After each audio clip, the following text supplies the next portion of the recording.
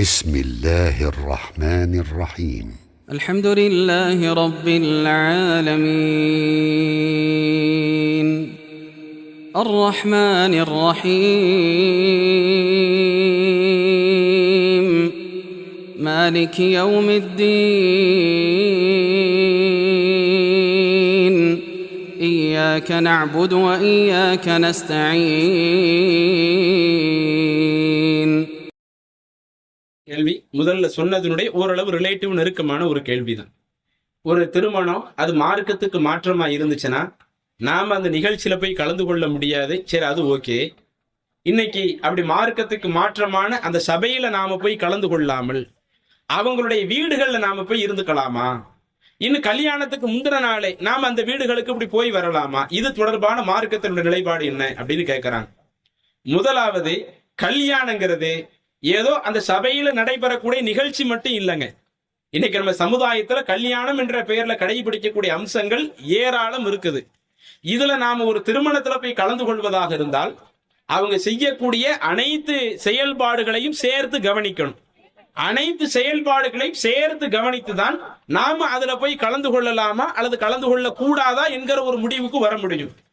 ஏன்னா உதாரணத்துக்கு சொல்றேனே, இன்னைக்கு சில திருமணங்கள் மண்டபத்துல நடத்துவாங்க, ஆடம்பரமா நடத்துவாங்க, மார்க்க சட்டங்களை நிறைய மீறி நடத்துவாங்க, வரதட்சணையே வாங்கி நடத்துவாங்க.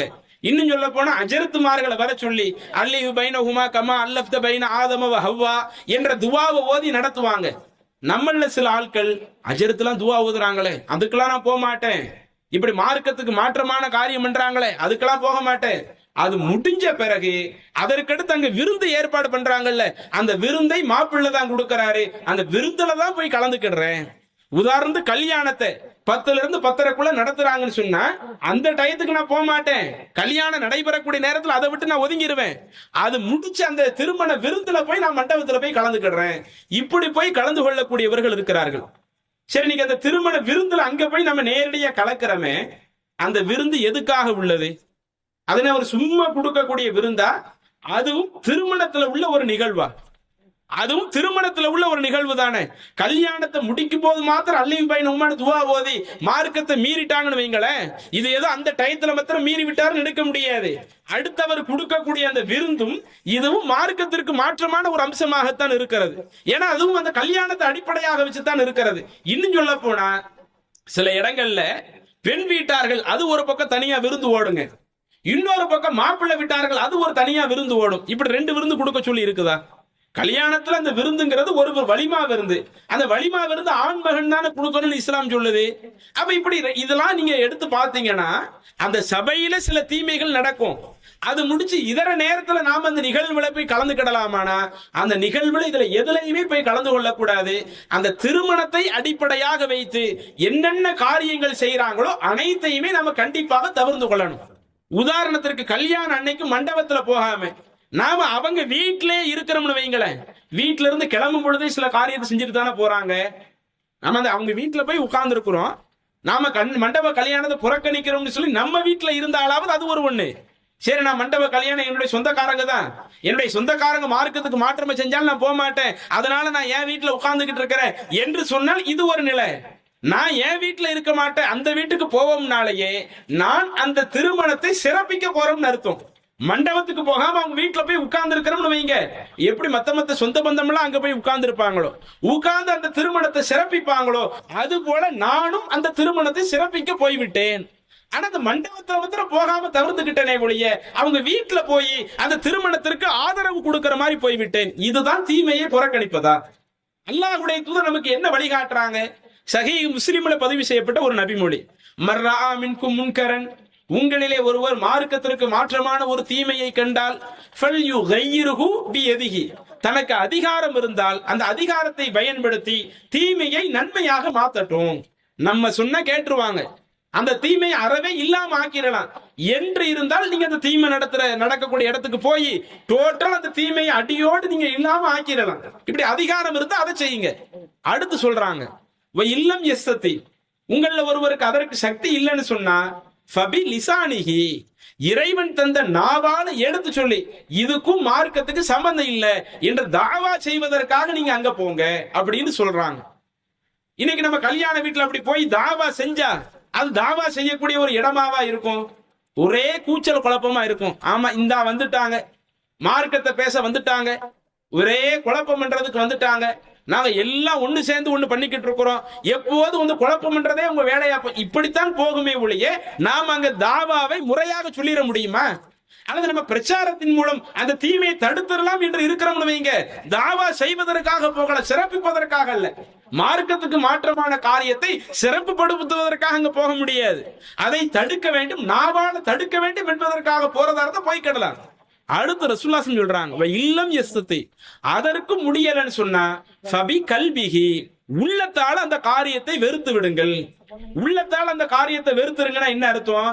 எனக்கு நான் அந்த திருமணத்தை உள்ளத்தால வெறுக்கிறேன், ஆனா என் வீட்டுல இருந்து வெறுக்க மாட்டேன், அந்த வீட்டுல போய் உட்கார்ந்துதான் என் உள்ளத்தால வெறுப்போம்னா அப்ப இது உள்ளத்தால வெறுக்கிறதா? உள்ளத்தால அந்த காரியத்தை வெறுக்கிறதுனா நான் எவ்வளவோ சொல்லி பார்த்துட்டேன், என் பேச்சை மீறியும் கேட்கறீங்களா? இந்த திருமண நிகழ்வுல எதுலையுமே நான் கலந்துக்க மாட்டேன். உங்க வீட்டுல நான் சில நேரங்கள்ல வந்து இருந்தாலும் அதுல சில நேரங்கள்ல திருமண அந்த நிகழ்வுகள்ல நான் கலந்து கொள்ளக்கூடிய ஒரு நிலை வந்து விடும். அப்ப அந்த திருமண நிகழ்வுகள்ல கலந்து கொள்ளக்கூடிய ஒரு நிலை வரக்கூடாதுங்கிறதுனால இந்த சந்தர்ப்பத்தில் உங்க வீட்டுக்கே நான் வரமாட்டேன். அதுவே எல்லா காரியத்தையும் செஞ்சு முடிக்கிறாங்கன்னு வைங்க. சில நேரங்கள்ல கல்யாணத்துக்கு முந்தின நாள்ல இருந்து ஆரம்பிப்பாங்க, கல்யாணம் முடிச்சு அடுத்த நாள் விருந்து, அதுக்கு அடுத்த நாள் விருந்து என்று இப்படி நிறைய சடங்கு சம்பிரதாயங்கள் ஒவ்வொரு பகுதிகளிலும் ஒவ்வொரு விதமா இருக்குது. கடையநல்லூர், மேலப்பாளையம் போன்ற பகுதியில் எடுத்துக்கிட்டீங்கன்னா ஒரு வார காலம் ரோட்ல டாக்ஸா போட்டு சாப்பாடு ஆக்கிக்கிட்டே இருப்பாங்க. ஏன்னா கல்யாணத்தை அடிப்படையா வச்சு ஒரு வாரம்ல விருந்து போடக்கூடிய பழக்கம் சில ஏரியாக்கள்ல இருக்குது. இப்படி அந்த கல்யாணத்தினுடைய அம்சங்கள் இருக்குது இல்ல, அந்த கல்யாணத்தினுடைய அம்சங்கள் அவங்க எவ்வளவு நாள் செய்யறாங்களோ அதுல எந்த ஒரு இதுலையும் நாம நம்மளுடைய பங்களிப்பை செலுத்துவது கூடாது. அப்ப உள்ளத்தால வெறுத்து ஒதுங்குவது என்பது அவங்க வீட்டுல போய் உட்கார்ந்துகிட்டு நான் அந்த கல்யாண சபைக்கு மட்டும் போகாம ஒதுங்கிட்டேன் என்று ஒதுங்குவது உள்ளத்தால வெறுத்து ஒதுங்குவது அல்ல. அல்லது அந்த திருமணம் நடைபெறக்கூடிய நேரத்துல மாத்திரம் நான் அங்க போகல, அது முடிஞ்ச உடனே அந்த விருந்துல நான் போய் கலந்துகிட்டேன் என்று சொல்வது உள்ளத்தால வெறுத்து ஒதுக்குவதாக ஆகாது.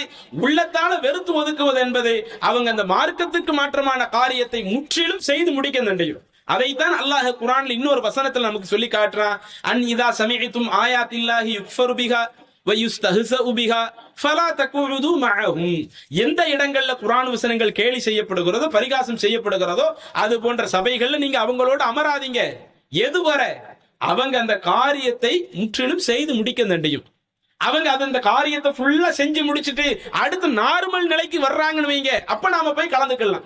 இப்ப அந்த கல்யாணத்தினுடைய காரியங்கள் முந்தின நாள் அடுத்த நாள் என்று எவ்வளவு நாள் செய்யறாங்களோ அதுல எதுலையும் கலந்துக்காம அந்த கல்யாணத்தினுடைய அம்சங்கள் அனைத்தையுமே முடித்து விட்டு அவர்கள் நார்மல் நிலைக்கு வந்து விட்டால் அப்ப நீங்க அவங்களோடு சேர்ந்து கொள்வது அது மார்க்கத்துல பிரச்சனை இல்லை. எனவே கல்யாணத்துக்கு முந்தின நாளே நாம போய் உட்கார்ந்துட்டா சில நேரங்கள்ல அதுலேயும் மயிலாஞ்சம் போன்ற நிகழ்ச்சிகள்லாம் சில ஏரியாக்கள்ல நடக்குது. அந்த திருமணம் முடிக்கக்கூடிய பெண்ணுக்கு திருமணம் முடிக்கக்கூடிய மாப்பிள்ளை அதை எந்த அன்னைக்கு செய்வாங்க? கல்யாணத்துக்கு முந்தின நாள் பண்ணிக்கிட்டு இருக்கிறாங்க.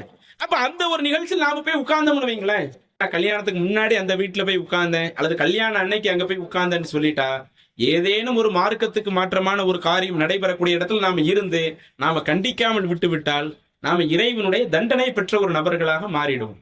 அதனால அது போன்ற நிகழ்வுகளை முற்றிலும் புறக்கணித்து விட்டு அவங்க சாதாரண நிலை கல்யாண ஃபங்க்ஷன் ஃபுல்லா முடிச்ச பிறகு அதற்கடுத்து நாம அங்க போய் நிக்கிறோம், அவங்கள போய் பாக்குறோம், அவங்கள்ட்ட பேசுறோம், பழையபடி நாம அந்த உறவை பாராட்டி உறவுல நாம புதுப்பித்துக் கொள்கிறோம் என்று சொன்னால் அது மார்க் அடிப்படையில பிரச்சனை இல்லை. அப்ப அந்த தீமையான காரியங்கள் எதுலையுமே பங்கெடுக்காத விதத்துல ஒட்டுமொத்தம் அந்த காரியங்கள் முற்றிலும் அவங்க செஞ்சு முடிக்க தண்டியும் நாம போய் புறக்கணிப்பதுதான் அது அந்த தீமையை புறக்கணிப்பதாக அமையும். அதுவும் அந்த வீட்டுல போய் உட்கார்ந்துகிட்டு நாம செய்யறது அது தீமையை புறக்கணிப்பதாக அமையாது என்பதை தெளிவுபடுத்திக் கொள்றோம். அடுத்த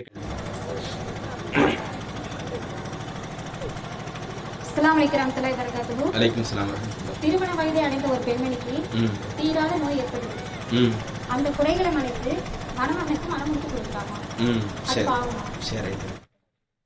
சகோதரி அவங்களுடைய கேள்வி ரொம்ப அவசியமா நம்ம தெரிந்து கொள்ள வேண்டிய ஒரு கேள்வி. திருமணம் முடிக்கக்கூடிய பருவத்தில் இருக்கக்கூடிய ஒரு பெண் அவங்களுக்கு உடல் ரீதியில சில குறைபாடுகள் இருக்கும். அப்படி உடல் ரீதியில சில குறைபாடுகள் இருக்கும் பொழுதே அதை மறைத்து நாம கல்யாணம் முடிச்சு கொடுக்கலாமா? ஏன்னா இன்னைக்கு ஒரு பெண்ணுக்கு ஒரு சரியான வாழ்க்கை அமைவதே ரொம்ப சிரமமா இருக்கும் பொழுதே அவங்கள்ட்ட அந்த பிரச்சனைகளை நம்ம வெளிப்படுத்தணும்னா நம்ம பிள்ளைக்கு எந்த ஒரு எதிர்கால வாழ்க்கை அமையாம போயிடுமே. அப்ப இதுல நாம மறைச்சு செய்யறது மார்க்கத்துல குற்றமாகுமா அப்படின்னு கேட்கிறாங்க. பொதுவாக இது போன்ற நிகழ்ச்சிகள், இது போன்ற நிகழ்வுகள்ல நாம அந்த குறைகளை மறைத்து செய்வது அது கண்டிப்பாக தவிர்க்கப்பட வேண்டிய ஒண்ணு. நாம என்ன நினைக்கிறோம், சரி எப்படியாவது நம்ம பிள்ளைக்கு ஒரு கல்யாண நிகழ்வு அமைஞ்சிட்டால் அதுக்கடுத்து போதுமானதுன்னு நினைக்கிறோம். அதனால நம்ம பிள்ளைகள்கிட்ட இருக்கக்கூடிய குறைகளை சொல்லாம திருமணம் முடிச்சிடுறோம். இது வெறுமனே பெண்களை மட்டும் அடிப்படையா வச்சு சொல்ல, சில நேரங்கள் ஆண்களிடத்திலேயும் குறைபாடுகள் இருக்கும். ஆண்களிடத்திலேயும் சில உடல் ரீதியான குறைபாடுகள் இருக்கிற பொழுது நாம் அதை மறைத்து கல்யாணம் முடிச்சு வைக்கிறோம்னு வைங்களேன், என்ன நோக்கத்துக்காக நம்ம கல்யாணத்தை முடிச்சு வைக்கிறோமோ அந்த நோக்கம் கடைசி வரை கரெக்டா இருக்காதுங்க. நீங்க நம்ம பிள்ளையினுடைய எதிர்காலத்தை கவனிச்சுதான் இது போன்ற அந்த குறைகளை மறைக்கிறீங்க. அப்படி மறைப்பதினால் வரக்கூடிய அந்த கெடுதல் என்பது, நீங்க அதை வெளிப்படுத்தினால் வரக்கூடிய அந்த கெடுதலை விட இதுதான் ரொம்ப டேஞ்சர். ஏன்னா இன்னைக்கு எத்தனையோ பல குடும்பங்கள்ல நடைபெறக்கூடிய நிகழ்வுகளை பார்க்கிறோம். சில நேரங்கள்ல சில பெண்களுக்கு நரம்பியல் ரீதியான பிரச்சனைகள் இருக்கும். அந்த நரம்பியல் ரீதியான பிரச்சனைகள் இருக்குதுன்னு வைங்களேன், வெளியே அவங்க கல்யாணம் முடிச்சு கொடுக்கறதுண்டி யாருக்கும் தெரியறது இல்லை. ஏன்னா முறையாக டாக்டர்கிட்ட செக்அப் அழைச்சிட்டு போய் முறையாக அவங்களுக்கு மெடிசன் வாங்கி கொடுத்து அவங்களுக்கு அந்த பாதிப்பு இல்லாத விதத்துல அது தொடர்ச்சியா அவங்க மருந்து எடுத்துக்கிட்டாங்கன்னா அதுல முற்றிலும் குணமாகக்கூடிய பல அம்சங்கள் இருக்கத்தான் செய்யுது. ஆனா தொடர்ச்சியா அவங்க மருந்து எடுத்துக்கிட்டே இருக்கணும். அப்ப வீட்டுல இருக்கும்போது யாருக்கும் தெரியாம இது போன்ற நாம என்ன செஞ்சு விடுறோம், நாம மருத்துவத்தை பார்த்து விட்டுடுறோம். கல்யாணம் முடிக்கிறதுக்கு முன்னாடியே அதையும் ஓப்பனாக மணமகனுடைய வீட்டார்கிட்ட சொல்லி, என்னுடைய மகள் எல்லா விஷயங்களும் கரெக்ட் தான், ஆனா அவங்கள்ட்ட இந்த மாதிரியான ஒரு பிரச்சனை இருக்குது, ஆனா நாங்க அதை மருத்துவம் பார்த்துக்கிட்டு இருக்கோம், மருத்துவத்துல இதுல எங்களுக்கு எந்த ஒரு இதுவும் பிரச்சனையும் இல்லை, இந்த மருத்துவம் தொடர்ச்சியா அந்த மருந்து எடுத்துக்கிட்டாங்கன்னா இதனால எந்த ஒரு பாதிப்புமே இருக்காது என்று இப்படி தெளிவாக வெளிப்படைய ஓப்பனை சொல்லி முடிக்கும் பொழுது, அதுக்கடுத்து கல்யாணத்திற்கு பிறகு அவங்களும் பல நேரங்கள் என்ன செஞ்சிருவாங்க, மருந்து வாங்கி கொடுத்து சரி இந்த பிள்ளை நல்லா தான் இருக்குது, மார்க்கப்பட்டுள்ள பிள்ளையாத்தான் இருக்குது, இந்த பிள்ளை எதுக்கு நாம இழக்கணும், இந்த பிள்ளை நம்ம வீட்டுக்கு வந்தா நம்ம நல்லா தான் இருக்கும் என்று சொல்லி நாம முன்னாடியே சொல்றது அது நமக்கு மத்தியில ஒரு நல்ல அந்யோன்யத்தை ஏற்படுத்தும். இன்னைக்கு சில சம்பவங்களை எப்படி பாக்குறோம்னா, அந்த நரம்பியல் மாத்திரையை தொடர்ச்சியை எடுக்கலன்னு வைங்களேன், திடீர்னு தூக்கத்துல இருக்கும்போது கடுமையை சத்தம் போட ஆரம்பிச்சிருவாங்க. ஏன்னா நம்ம நரம்பியல் ரீதியான அந்த பிரச்சனைக்கு அந்த மெடிசினை கரெக்டா எடுத்துக்கிட்டா மத்தவங்களை மாதிரி நார்மலா இருப்பாங்க. மெடிசின் எடுக்கலன்னு வைங்க, திடீர்னு கத்த ஆரம்பிச்சிடுறாங்க. இப்படி சில சம்பவத்தை நம்ம கண்கூடா பார்த்தோம். திடீர்னு நைட்டு கத்துன உடனே மாப்பிள்ளை பயந்துட்டாங்க, மாப்பிள்ளையுடைய வீட்டார் பயந்துட்டாங்க. என்ன திடீர்னு கத்தி இருக்கிறாங்க, என்ன விஷயம்? அப்பதான் நமக்கு அடுத்த விஷயம் தெரிய வருது. கல்யாணம் முடிச்சு கொடுத்த பிறகும் அப்பப்ப அந்த பெண் வீட்டார்கள் அவங்களுக்கு மாத்திரையை ஒழுங்கா கொடுத்து வந்தாங்க. சில நேரங்கள்ல மாத்திரையை கொடுத்து அனுப்ப முடியாத ஒரு நிலை வந்த உடனே அந்த மாத்திரையை போடாததுனால இப்படி ஒரு பிரச்சனை நடக்குது. அதுவரை 2 வருஷம் 3 வருஷம் அவங்க லைஃப் போயிருக்கு. மாத்திரையை போட்டு கொண்டு போறாங்க, அல்ஹம்துலில்லாஹ் நல்ல முறையில தான் வாழ்ந்தாங்க. அந்த பெண்ணுக்கு நிறைய குழந்தைகளோட குழந்தை செல்வத்தோட தான் அவங்க வாழ்ந்தாங்க. குழந்தையை பெற்றெடுப்பதற்கு அது ஒரு பாதிப்பா இல்லை. ஆனா மாத்திரை அவங்க தவிர்த்துக்கிட்டதுனால திடீர்னு நைட்டு கத்துனதுனால மாப்பிள்ளை பயந்து, மாப்பிள்ளை வீட்டார் பயந்து, ஏன் திடீர்னு உங்க பிள்ளை இப்படி இருக்குதுன்னு கேட்டு, அதுக்கு பிறகு இல்லை என் பிள்ளைக்கு இந்த மாதிரியான ஒரு பிரச்சனை இருந்துச்சு, நான் தொடர்ச்சியா மெடிசின் எடுத்துக்கிட்டே இருந்தேன். அப்படியே இது எங்கிட்ட சொல்லவே இல்லையே, இதை சொன்னா நாங்க அன்னைக்கே உங்க பிள்ளைய வேண்டான்னு சொல்லியிருப்போமே, இப்ப நீங்க இப்படி மறைச்சதுனால உங்க பிள்ளையோடு நாங்க என்னுடைய மகன் வாழ மாட்டான், வாழ விரும்பல என்று அந்த ஆண்மகன் சொல்லுகிறான். ஆண்மகனுடைய குடும்பத்தார்களும் சொல்றாங்க. நாம நம்ம பிள்ளையினுடைய எதிர்காலத்திற்காகத்தான் ஒன்றை மறைச்சிட்டு போறோம். ஆனா அது இன்னைக்கு சமுதாயத்துல எப்படிப்பட்ட ஒரு பாதிப்பை ஏற்படுத்துது. கல்யாணம் முடிச்சு 2 வருஷம் 3 வருஷம் சேர்ந்து வாழ்றாங்க, ஒரு குழந்தையும் உருவாகிருச்சு. அந்த குழந்தையை 2 பேரும் சேர்ந்து வளர்க்க வேண்டிய இடத்துல இருக்கக்கூடியவங்க இதுவே அவங்களுக்கு மத்தியில ஒரு முறிவு ஏற்பட்டு ஒரு பிரிவு ஏற்பட்டு அவங்க தனியா இவங்க தனியா வாழ்றாங்கன்னா இதுக்கு தான் நாம நம்மளுடைய மகள்களை பொய் சொல்லி கல்யாணத்தை முடிச்சு வச்சோமா? அப்ப அந்த மகனுடைய வாழ்க்கையவே அடுத்து டோட்டலா பாதிக்குது. அது அவருக்கு அவங்க ஆரம்பத்திலே சொல்லி அவங்க கல்யாணம் முடிக்கலையா? வேற சில நல்லவங்க கிடைப்பாங்க, அல்லாண்டு துவா செய்யுங்க. வேறு சில நல்லவங்க நம்மளுடைய மகளுக்கு சரியான முறையில வாழ்க்கையை கொடுப்பதற்கு ஆட்கள் இருக்கத்தான் செய்வாங்க. அதே போல ஒரு ஆணும் தன்னிடத்தில் இருக்கக்கூடிய அந்த குறைகளை முறையாக ஆரம்பத்திலே சொல்லிவிட்டால் அதற்கு பிறகு வரக்கூடிய பிரச்சனை சாதாரண பிரச்சனை இல்லை.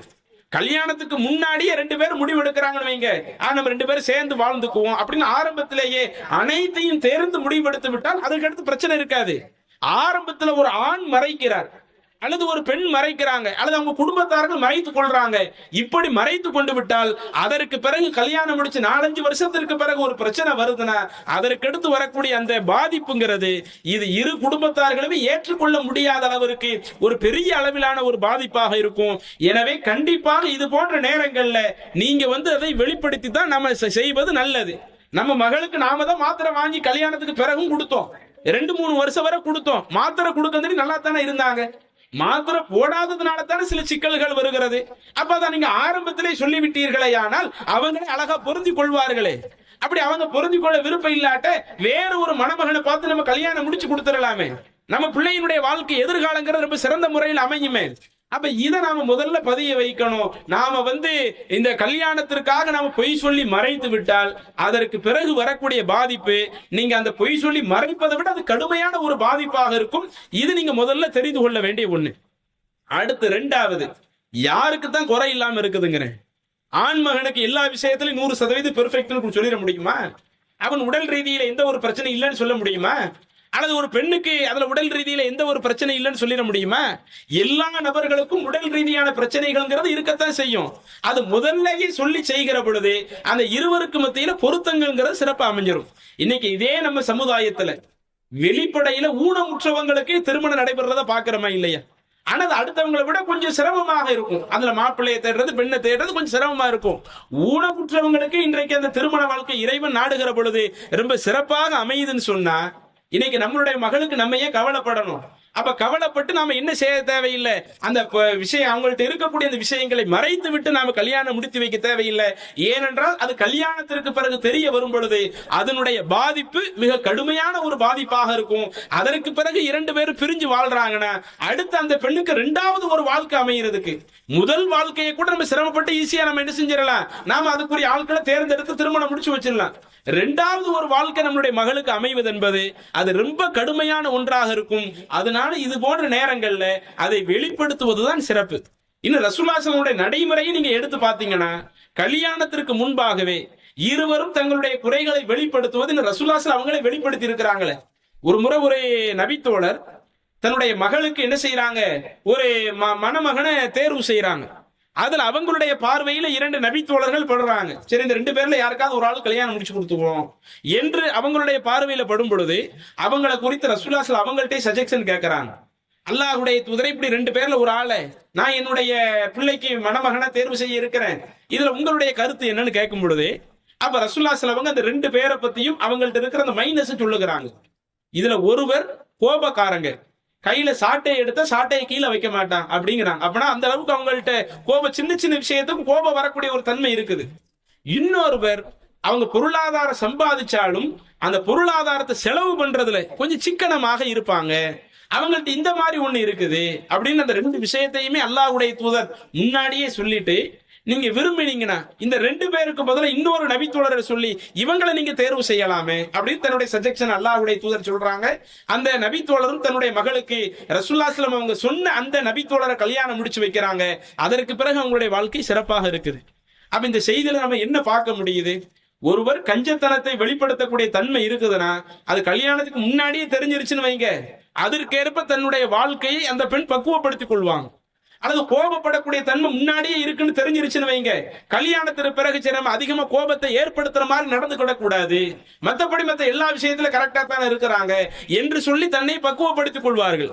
அதே போல ஒரு பெண்ணிடத்துல எடுத்த உடனே அடிக்கடி கோவப்படக்கூடிய தன்மை இருந்துகிட்டே இருக்குதுன்னு வைங்க, அதை கூட நீங்க சொல்லி ஆரம்பத்தில் சொல்லிக் கொள்வது தவறல்ல. என்னுடைய பிள்ளையிடத்துல இந்த மாதிரியான சில சிக்கல்கள் இருக்குது என்று இதை நீங்க ஆரம்பத்திலே சொல்லி நாம் திருமணம் முடித்து விட்டோம் என்றால் அதை தெரிந்து கொண்டு அவர்கள் திருமணம் முடிச்சுக்கிட்டாங்க. இப்படிப்பட்ட அந்த திருமண பந்தத்தினால எந்த நெருக்கடிகளும் வரப்போறதில்லை. எப்போது அங்கே இருக்கக்கூடிய தவறுகள் அது முறையாக எடுத்து சொல்லப்படாமல் இருக்குதோ அல்லது தவறு இல்லாம வேற ஏதோ உடல் ரீதியான பிரச்சனைகள் இருந்தால் அது எடுத்து சொல்லப்படாமல் இருக்கிறதோ அது நிச்சயம் பெரிய ஒரு கேள்விக்குறியாக அவங்களுடைய எதிர்காலத்திற்கு வந்துடும். அப்ப நம்ம பிள்ளையினுடைய எதிர்காலத்தை கவனிச்சுதான் ஒரு பொய் சொல்லிட்டோம். அல்லது அந்த தகவலை வெளிப்படுத்தாம விட்டுட்டோம், இதனாலேயே நம்ம பிள்ளையினுடைய வாழ்க்கை பாதிக்கப்படும் என்கிற ஒரு நிலை வருமானால் நம்ம ஆரம்பத்திலே அதை தெளிவுபடுத்துவது, அதுதான் மார்க்கம் நமக்கு சொன்ன ஒரு விஷயமாக இருக்குது. நீங்க அதை தெளிவுபடுத்தி செய்யுங்க. பல நபர்கள் அதையெல்லாம் புரிந்து கொள்ளக்கூடிய அளவுக்கு இருக்கத்தான் செய்கிறார்கள். ஆண்களா இருந்தால் பெண்களா இருந்தாலும் கல்யாணத்திற்கு முன்பாகவே இது போன்ற விஷயங்கள் முறையாக பேசப்பட்டு விட்டது என்று சொன்னால், அதற்கு பிறகு அவங்களுடைய திருமண வாழ்க்கை அமையும் பொழுது மிக ரெண்டு பேருமே ஒருவருக்கொருவர் அண்டர்ஸ்டாண்டிங்கோட இருந்துக்குவாங்க. அந்த ஆணும் அந்த பெண்ணை புரிந்து நடந்து கொள்வார், அந்த பெண்ணும் அந்த ஆணை புரிந்து நடந்து கொள்வாங்க. இப்படி இரண்டு நபர்களும் ஒருவர் நல்ல முறையில் புரிந்து நடந்து கொண்டால் அந்த புரிந்துணர்வு தான் கடைசி வரை அவர்கள் ஒற்றுமையாக எந்த சண்டை சச்சரவு இல்லாமல் இருப்பதற்கு வழிவகுக்கும். எப்போது அந்த புரிந்துணர்வு ஏற்படாத விதத்துல சில விஷயங்கள் மறைக்கப்படுகிறதோ, அது பின்னாடி ஒரே சண்டையிலேயே அவங்களுடைய குடும்ப வாழ்க்கை போறது அது ஒரு வாய்ப்பாக அமைஞ்சிரும். அப்படி குடும்ப வாழ்க்கைங்கிறது அது ஒவ்வொரு நாள் இப்படி சண்டையிலேயே போய்கிட்டு இருந்தா அது ஒரு நிம்மதியான ஒரு வாழ்க்கையாக இருக்காது. அதுவே ஒரு பெரிய அதாபான ஒரு வாழ்க்கையாக அமைஞ்சிரும். அப்ப அப்படிப்பட்ட ஒரு நிலையை நாம் என்ன செஞ்சிடக்கூடாது, நம்மளுடைய அந்த பிள்ளைகளுக்கு நம்ம ஏற்படுத்திக்கிடக் கூடாது. அப்ப அது போன்ற விஷயத்தை தெளிவுபடுத்துவதுதான் மார்க்கம் நமக்கு காட்டக்கூடிய வழிமுறையா இருக்குதுங்க. அடுத்த கேள்வி. அஸ்ஸலாமு அலைக்கும் வரஹ்மத்துல்லாஹி வபரகாத்துஹு. அலைக்கும் ஸலாம். இந்த நவீன உலகத்துல எல்லார் கையிலும் செல்போன் இருக்குது. இந்த இளைஞர்களும் சரி இளைஞர்களும் சரி படிக்கக்கூடிய காலத்துல ஒருவருக்கு ஒருவர் விருப்பம் ஏற்பட்டு காதல் என்ற பெயரில் 2-3 வருஷம் தொடர்ச்சியா பேசிக்கிட்டு இருக்காங்க. டெலிபோன்ல பேசிக்கிறாங்க, சந்திக்கிறாங்க, ஏதோ செய்யறாங்க. இப்ப பெற்றோர்களுக்கு தெரிய வராது. 2-3 வருஷத்துக்கு தெரிய வராம இருந்து ஒரு 3 வருஷத்துக்கு அப்புறம் தெரிய வருது, இந்த மாதிரி ஒரு சம்பவம் நடக்கும். தெரிய வந்து கண்டிச்சு தாவா பண்ணி விட்டுறாங்க.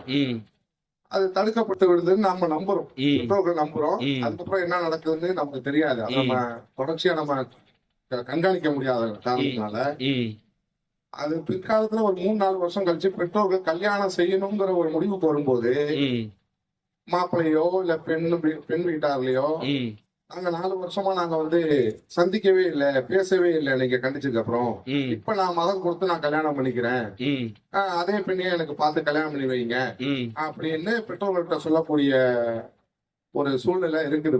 எங்க ஊர் ஏரியாக்கள்ல அந்த மாதிரி கல்யாணங்களும் நடக்குது. அது மாதிரி நடத்தியும் வச்சுட்டாங்க. அது மாதிரி அப்ப இது மார்க்கம் இதை அனுமதிக்குதா?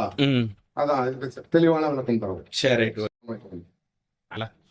என்ன கேள்வினா, இன்னைக்கு உள்ள அந்த நவீன உலகத்துல ஆண்களும் பல நேரங்கள்ல மார்க்கத்தினுடைய எல்லைகளை மீறிடுறாங்க, பெண்களும் மார்க்கத்தினுடைய எல்லைகளை மீறுறாங்க. ஒரு அந்நிய ஆண் அந்நிய பெண் எப்படி இருக்கணும்னு இஸ்லாம் சொல்லுதோ அந்த முறைகளை எல்லாம் மீறி இன்னைக்கு பல காரியங்கள் நடக்குது. குறிப்பாக அந்த காதல் போன்ற அந்த காதல் வலையில விழ ஆரம்பிக்கிறாங்க.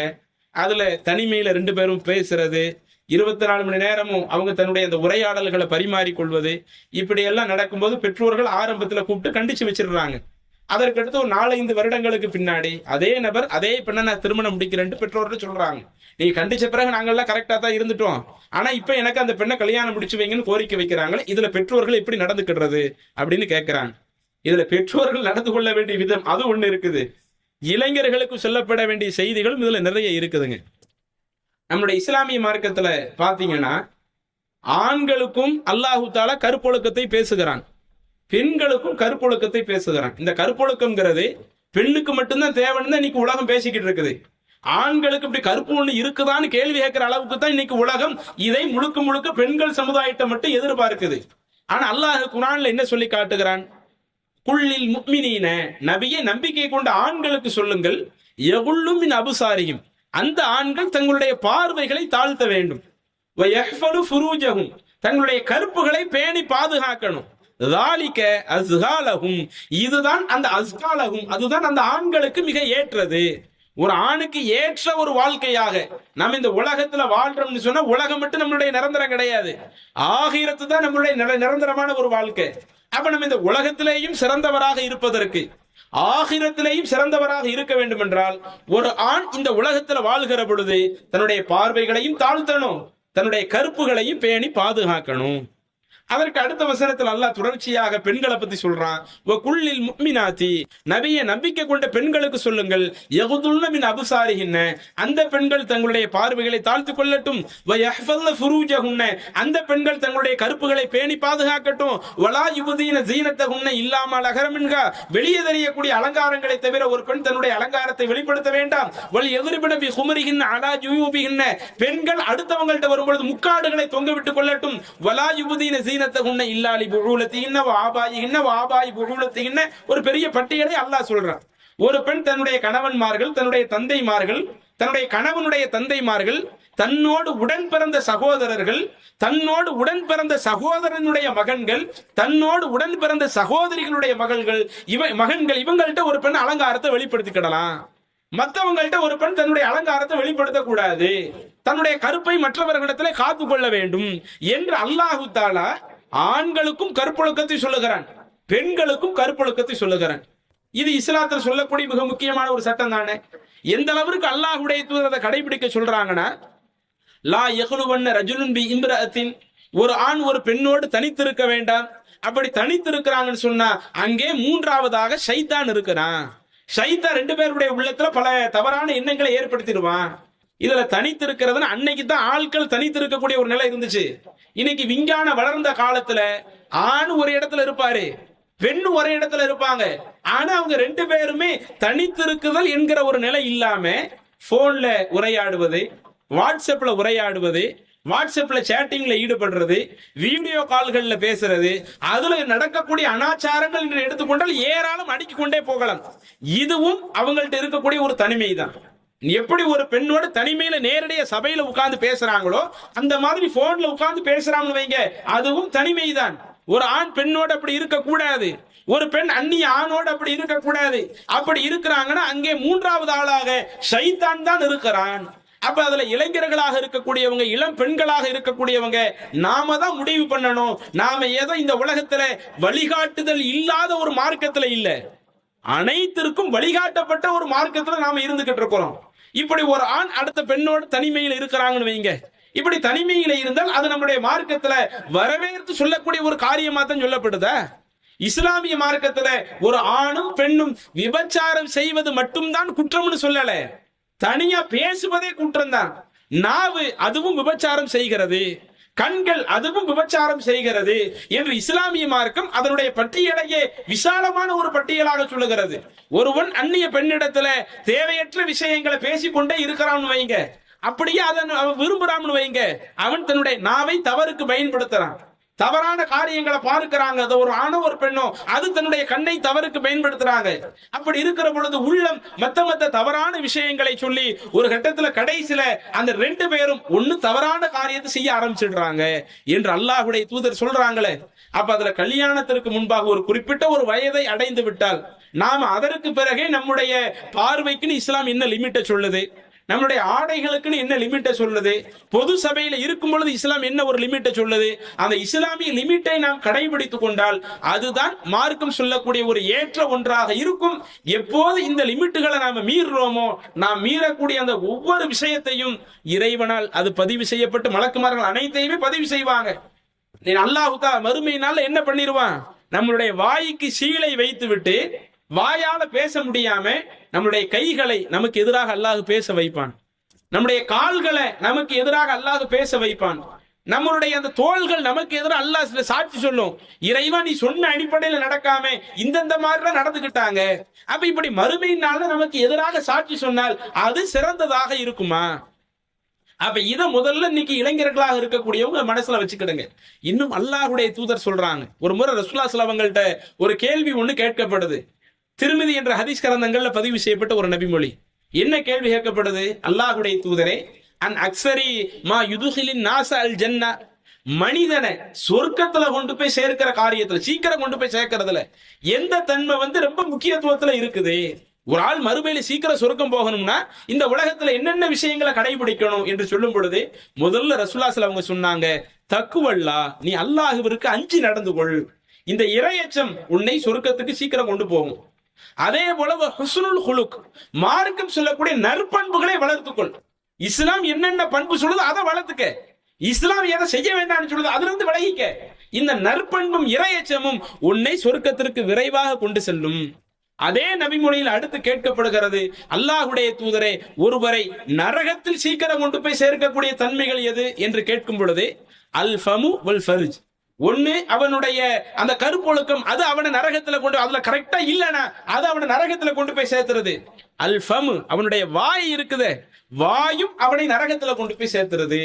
அப்ப இன்றைக்கு திருமணத்திற்கு முன்னாடி எந்த உறவு நமக்கு அந்நிய உறவாக இருக்கிறதோ, அப்படி அந்நிய உறவாக இருக்கக்கூடியவங்க நம்மளோடு படித்தார்கள், அல்லது நம்ம தெருவுல இருக்கக்கூடியவங்களா இருக்கிறாங்க, அல்லது நம்ம சொந்தத்துல இருக்கட்டுமே, இதுல சில நேரங்கள்ல பெற்றோர்கள் கண்டிக்கப்படக்கூடிய இடத்துல இருப்பாங்க. மத்தவங்க இடத்துல நம்ம பிள்ளை பேசக்கூடாதுன்னு எதிர்பார்க்கக்கூடியவங்க, அதே நம்முடைய சொந்தத்துல அந்நியவர்கள் சில ஆட்கள் இருப்பாங்க. அந்நியவர் என்றால் உறவு முறையில் நெருக்கமா இருக்கு. உதாரணத்திற்கு, நாம இன்னைக்கு ஒரு பெண்ணு, அவங்களுடைய சகோதரி இருக்கிறாங்கன்னு வைங்களேன், அவங்க சகோதரியினுடைய பையன் நம்ம புள்ள அவங்கள ஒண்ணு அண்ணன் சொல்லும், தம்பின்னு சொல்லும். ஆனா அண்ணன் தம்பி உறவு முறைங்கிறது மார்க்கத்துல எதுதான்?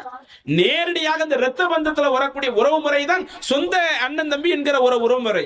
தன்னுடைய தம்பியினுடைய மகளுக்கு ஒரு பெண் தன்னுடைய மகளை திருமணம் முடிச்சு கொடுக்கலாம். ஆனா இன்னைக்கு இந்த சமுதாயத்துல இவங்களோடு பேசுறது தப்பா நினைக்கிறாங்களா? என்ன இருந்தாலும் அண்ணன் தானே, தம்பி தானே. அதே போல மாமன் மகனோடு இன்றைக்கு இதெல்லாம் சர்வ சாதாரணமா ஆகுதுங்க. இன்னும் சொல்ல போன பள்ளிக்கூடத்துக்கு அனுப்புறது, காலேஜுக்கு அனுப்பி வைக்கிறது, பைக்ல கூட சில பெற்றோர்கள் தன்னுடைய அக்கா மகனோடு, தன்னுடைய தங்கை மகனோடு, அல்லது அந்த பெண்ணுக்கு மாமன் முறை வருமா இல்லையா, அந்த மச்சான் முறை வருமா இல்லையா, முறப்புள்ள அந்த முறை பையனோடு அனுப்பி வைக்கக்கூடிய நிகழ்வு. அப்ப இது யாரு தப்பு பண்றா? அடுத்தவங்கள்ட்ட நம்ம பொண்ணு பேசக்கூடாது நினைக்கிறோமே, இதுவும் மார்க்கத்துல தடுக்கப்பட்ட ஒண்ணு தானே. அவங்க நம்முடைய குடும்பத்துக்கு வர்றாங்களா, வீட்டுக்கு வர்றாங்களா, வீட்டுல வர்றது தப்பு இல்ல. அப்படி வீட்டுக்கு வந்தா தனிமையில் இருக்கக்கூடாது மார்க்கம் சட்டம் சொல்லுது. நாம அதை கரெக்டா கடைபிடிக்க வச்சிருக்கிறோமா? இப்படி நம்ம சொந்த பந்தத்தில் உள்ள ஒருவன் வருகிற பொழுது மார்க்கம் அந்த புர்காவை பேண சொல்லுகிறது, அதை முறையை நம்ம பேண வச்சிருக்கிற நம்ம பிள்ளைய. அப்ப இதுல நம்ம இடத்துல இருக்கக்கூடிய மைனஸும் இருக்கிறது. அப்ப பெற்றோர்கள் இதுல கொஞ்சம் கூடுதல் கவனம் எடுக்க வேண்டும். குறிப்பாக இளைஞர்களும் இது போன்ற விஷயத்துல கூடுதல் கவனம் எடுக்கணுங்க. அடுத்து, இன்றைக்கு உள்ள அந்த காலத்தை நம்ம பார்க்கும் பொழுது எந்த குடும்பத்துல எப்படிப்பட்ட நிலைகள் இருக்கும்னு இன்னைக்கு சொல்லவே முடியலங்க. பெற்றோர்கள் அவங்க நல்ல பேர் எடுக்கக்கூடியவங்களாக இருக்கிறாங்க, அவங்க பிள்ளைங்களை எடுத்துக்கிட்டா அதுக்கு நேர் மாற்றமா போயிடுறாங்க. கேட்டா ஒரே ஒரு காரணம் தான், நான் பள்ளிவாசலோடு தொடர்புல இருந்தேன், ஆணாக இருக்கக்கூடிய நான் பள்ளிவாசலுக்கு வந்துகிட்டு இருந்தேன், என் மனைவியும் பள்ளிவாசலுடைய தொடர்புல தான் இருந்தாங்க. ஒவ்வொரு பயான் நடக்கும்போது அங்க எங்க பிள்ளைங்களையும் அழைச்சிட்டு வரத்தான் செஞ்சோம். சரி, நம்ம இந்த கொள்கையில் இருக்கிறோமே, நம்ம பல நல்ல காரியத்தை கடைபிடிக்கிறோமே, நம்ம பிள்ளைக்கும் அதே மாதிரி வந்துரும்னு நினைச்சேன். ஆனா என் பிள்ளை விஷயத்துல கொஞ்சம் கூடுதல் கவனம் எடுக்கல. இதை நம்ம ஆரம்பத்திலே கவனிச்சிட்டோம்னு வைங்க, இந்த பிள்ளைங்கள்ட்ட வரக்கூடிய இந்த பிரச்சனை, ஆண் பிள்ளையா இருக்கட்டும் பெண் பிள்ளையா இருக்கட்டும், இதை நம்ம ஆரம்பத்திலே கவனித்து சுட்டி காட்டி விட்டால் எளிதில் அவங்களுக்கு புரிய வச்சிடலாம். எப்போ ரொம்ப எல்லை மீறுகிற அளவுக்கு ஆகுதோ, அதிக நேரம் அவங்களோடு பேசக்கூடிய, அதிக நேரம் அவங்களோடு தனிமையில் இப்படி போன்ல உரையாடக்கூடிய இது போன்ற ஒரு நிகழ்வுகள் எப்ப ரொம்ப அதிகமாக ஆகிவிடுதோ, அதுக்கடுத்து என்ன நம்ம தடை போட நினைச்சாலும் இன்னைக்குள்ள காலத்துல அந்த தடையை மீறக்கூடிய அளவிற்கு பல அம்சங்கள் நடந்துகிட்டு இருக்குது. அப்ப அதுல பெற்றோர்கள் ரொம்ப கூடுதல் கவனமாக எடுக்கணும். உதாரணத்துக்கு இது பொது சபையில வெளிப்படுத்த வேண்டும் என்பதற்காக சில இடங்கள்ல நடைபெற்ற சம்பவத்தை எல்லாம் சொல்றோம். எந்த அளவுக்கு நம்ம சமுதாயம் ரொம்ப மோசமா போயிடுச்சுன்னா, போனை பிள்ளைகளுக்கு வாங்கி கொடுக்கிறோம். போன் நம்ம வீட்டுல உள்ள பிள்ளைகளுக்கு எதுக்கு? நம்ம வீட்டுல உள்ள பிள்ளைங்களுக்கு போன் எதுக்கு தேவை? அதுவும் ஆண்ட்ராய்டு போனு, கீபோர்டு போன் வாங்கி தரலாமா? எல்லாரும் பயன்படுத்துற மாதிரியான அந்த போன் இருக்குமா? வீட்டுக்கு ஒரு போன் இருக்குதுன்னு வைங்க, அந்த வீட்டுல அத்தா அந்த போன் எடுத்து பேசுவாரு, அம்மா அந்த போன் எடுத்து பேசுவாங்க, அண்ணன் அந்த போன் எடுத்து பேசுவாங்க, யாரு எந்த டயத்துலனாலும் எடுத்து பேசுவாங்க என்கிற மாதிரி ஒரு பொது போன் இருந்தா கூட இது போன்ற பிரச்சனை பெரிய அளவுல வராது. யாரு எந்த டயத்துலனாலும் வச்சிருப்பாங்க. நம்ம மகா வைக்கிற அது குறிப்பிட்ட ஒரு நேரம் என்று இல்லாமல் பொது டயத்துல எந்த ஒரு டயத்துல வீட்டுக்கு ஒரு போனை வச்சு அப்படி பயன்படுத்தலாம். ஆனா வீட்டுல மனைவிக்கு ஒரு போனு, மகனுக்கு ஒரு போனு, மகளுக்கு ஒரு போனு, நமக்கு ஒரு போனு, எல்லாம் ஆண்ட்ராய்டு போனு, போதா குறைக்கு வீட்டுல நெட் கனெக்ஷன் இழுத்து வச்சு எப்படியெல்லாம் நம்ம பிள்ளை இன்னைக்கு தவறான வழிக்கு போகுதோ அவ்வளவு வாசல்களை ஏற்படுத்தி வைக்கிறோம். அதுல இன்னைக்கு பிள்ளைங்க எந்த அளவுக்கு மிஸ்யூஸ் பண்றாங்கன்னா, சில நேரங்கள்ல இப்படி பெற்றோர்களுக்கு தெரிய கண்டிக்கும் பொழுது, சரி நம்ம நேரடியாக சம்பந்தப்பட்டவனுக்கு போன் பேசினா தானே பெற்றோருக்கு தெரியுது, நாம நம்மளோடு பழகக்கூடிய தோழிக்கு அடிச்சு பேசுவோம். அவங்க நம்பர்ல இருந்து கான்ஃபரன்ஸ் கால் போடட்டும், கான்ஃபரன்ஸ் கால்ல போட்டு அதுக்கடுத்து அவங்க என்ன செஞ்சுக்குவாங்க, அவங்க தோழி அந்த போனை மியூட் பண்ணி வச்சுக்குவாங்க. இவங்க ரெண்டு பேரும் பேசுறாங்க. கடைசியில போன் எடுத்து பாக்குறீங்கன்னு வைங்க, போன்ல அவங்க தோழிட்டு தான் 1 மணி நேரம் பேசுன மாதிரி இருக்கும். அப்ப நம்ம என்ன நினைப்போம், சரி நம்ம மகா அவங்களோடு படிக்கக்கூடிய அந்த பிள்ளைகிட்ட தான் 1 மணி நேரம் பேசிருக்கு போல, ஏதோ பாட சம்பந்தமா டவுட்டை கேட்டிருப்பாங்க போலன்னு நினைக்கிறோம். ஆனா இன்னைக்கு சமுதாயத்தில் என்ன நடக்குது, நம்ம புள்ள அடிக்கிறது நம்மளுடைய பிள்ளையோடு படிக்கக்கூடிய ஒரு பெண்ணுக்கு தான். அந்த போன்ல இருந்து எங்க போகுது, சம்பந்தப்பட்ட ஆணுக்கு போன் போகுது. அப்ப இந்த அளவுக்கு இதெல்லாம் பெற்றோர்கள் யோசிக்கவே இல்லை. நம்மளாம் ஆரம்பத்தில் இந்த சம்பவம் நடக்குமான்னு யோசிக்கவே இல்லைங்க. ஆனா இப்படி ஒரு சில சம்பவங்களை பார்த்த பிறகுதான் இந்த அளவுக்கு ஐடியாவோடு இருக்கிறாங்களா. இன்னும் சொல்ல போனா இதெல்லாம் சில விஷயத்த சொல்றதுக்கு நமக்கு பயமா இருக்குது. போன்ல இவங்க போன்லயே பேசுவாங்க, ஆனா அந்த வாட்ஸ்அப் கால்ல இவங்க வாட்ஸ்அப்ல இல்லாம ஃப்ரெண்டுடைய வாட்ஸ்அப்ல இருந்து பேசுவாங்க. ஒரே ஒரு ஓடிபி, சில செட்டிங்ல அப்படி சில போன்கள்ல வச்சிருக்காங்க. ஓடிபி அந்த ஃப்ரெண்டுடைய போனுக்கு ஒரு ஓடிபி வரும். அந்த ஓடிபி இவங்க சேர்த்துக்கிட்டாங்கன்னு வைங்களேன், இவங்க நேரடியா பேசுற மாதிரியே இருக்காது. இவங்க கால்ல போய் செக் பண்ணீங்கன்னா இவங்க நேரடியா பேசுற மாதிரியே இருக்காது. இவங்க ஃப்ரெண்டுடைய அந்த காலை இவங்க போனுக்கு இன்ஸ்டால் பண்ணி இப்படி சில போன்கள்ல செட்டிங் வச்சிருக்கிறாங்க. இப்படி மணிக்கணக்கில் ஓடுது. ஆனா இதை நம்ம கண்டுபிடிக்க முடியாதுலாம் இல்லைங்க. பெற்றோர்கள் கொஞ்சம் கூடுதல் விழிப்புணர்வோடு இருந்தால், இந்த சம்பவம் நடந்தா தான் கவனிக்கணும்னு சொல்ல வரல, ஒவ்வொரு சந்தர்ப்பங்களிலேயும் நாம நம்ம பிள்ளைங்களை கவனிப்போம். அதுக்காக எல்லா நேரத்திலும் பிள்ளைங்க மேல தவறான எண்ணம் கொண்டு பார்க்கணும் அந்த கோணத்துல சொல்லல.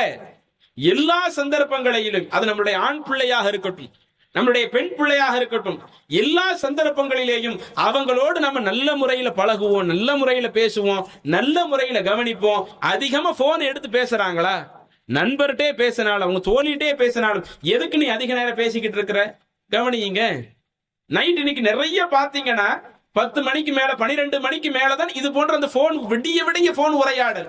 அப்ப விடிய விடிய போன்ல உரையாடுனாங்கன்னா அடுத்து எங்க ஸ்கூல்ல போய் ஸ்கூல் பாடத்தை ஒழுங்கா படிக்கிறது? ஸ்கூல்ல படிப்பாங்களா, அங்க போய் தூங்கிக்கிட்டு இருப்பாங்களா?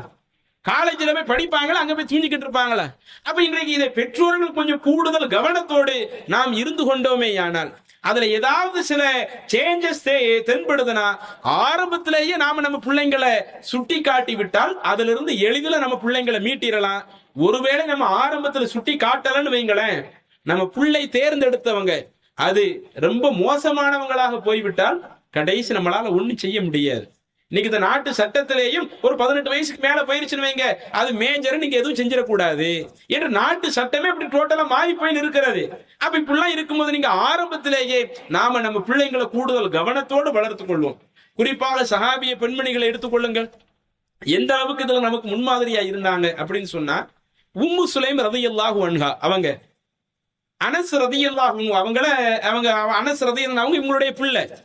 ஒரு முறை ரசூலுல்லாஹி அவங்க வெளியே நடமாடி கொண்டு வெளியே போய்கிட்டு இருக்கும் பொழுது அனஸ் ரலியல்லாஹு அவங்க சிறுவர்களோடு விளையாண்டுகிட்டு இருக்காங்க. அவங்களும் சின்ன வயசு பையன் தான், சிறுவர்களோடு விளையாண்டு கொண்டு இருக்கிறாங்க. அப்ப ரசூலுல்லாஹி அவங்களை கூப்பிட்டு ஒரு வேலைக்கு அனுப்பிச்சு விடுறாங்க. அது என்ன வேலைன்னு ஹதீஸ்ல சொல்லப்படல, முஸ்லிம்ல பதிவு செய்யப்பட்ட ஒரு நபிமொழி. ஒரு வேலைக்கு அனுப்பிட்டு இந்த வேலையை இதை நீங்க ரகசியமா வச்சுக்கீங்க, யார்ட்டையும் சொல்லிடாதீங்க அப்படிங்கிற தகவலை சொல்லி ரசூலுல்லாஹி அனுப்பிச்சு வைக்கிறாங்க. அந்த சஹாபியும் ரசூலுல்லாஹி சொன்ன அந்த வேலையை முடிச்சுட்டு வீட்டுக்கு வர்றாங்க. எப்போது வர்ற டயத்தை விட ஒரே ஒரு நாள் தான் தாமதமாகுது. இன்னைக்கு நம்ம நிலை எப்படி இருக்குது, நம்ம பிள்ளை எப்போ ஸ்கூலுக்கு போகுது, ஸ்கூலுக்கு தான் போயிருக்குதா, ஸ்கூலை விட்டு வீட்டுக்கு வந்துருச்சா, எத்தனை மணிக்கு வந்திருக்குது, பேரண்ட்ஸ்ல நம்ம கவனிக்கிறதே இல்லை. ஆண்கள் முழுக்க முழுக்க பொருளாதாரம் தான் முக்கியம்னு பொருளாதாரத்தை மூழ்கிக்கிட்டோம். வீட்டுல பிள்ளைங்கள்ட்ட என்ன நடக்குது ஆண்கள் பாக்குறது இல்ல. வீட்டுல இருக்கக்கூடிய பெண்கள் எங்களுக்கே 1008 வேலை இருக்குது, அந்த மத்தியான டைம் தான் ரெஸ்ட், சாப்பிட்டு முடிஞ்சு கொஞ்ச நேரம் ஒரு 4 மணி வரை தூங்குறேன், இந்த தூக்கத்தை கூட தூங்க கூடாதுன்னு சொல்றேன். இப்படி நம்மள சொல்லிக்கிட்டு இருக்கிறோம். எத்தனை மணிக்கு புள்ள ஸ்கூலுக்கு போச்சு, எத்தனை மணிக்கு ஸ்கூலை விட்டு வருது, ஸ்கூலுக்கு எப்படி போகுது, போகும்போது யாரோடு பேசுது, ஸ்கூல்ல பழகக்கூடிய அந்த பழக்க வழக்கங்கள் எப்படி இருக்குது, எதையுமே நம்ம கவனிக்க மாட்டேங்கிறோம். ஆனா உம்மு சுலைம் ரலியல்லாஹு அன்ஹா அவங்க தன்னுடைய பிள்ளைய வெளியே விளையாடுறதுக்கு அனுப்புறாங்க. ஒரே ஒரு நாள் விளையாண்டுட்டு வருவதற்கு லேட் ஆகுது. அதை அறிந்து கேட்கிறாங்க, எப்போது வர்ற டயத்தை விட இன்னைக்கு லேட் ஆனீங்களே, ஏன், என்ன காரணம்? அப்போ அனஸ் ரலியல்லாஹு அவங்க குறிப்பிடுறாங்க, என்னை அல்லாஹ்வுடைய தூதர் ஒரு வேலைக்கு அனுப்புனாங்க. ரசூலுல்லாஹி ஒரு வேலையை சொன்னாங்களா?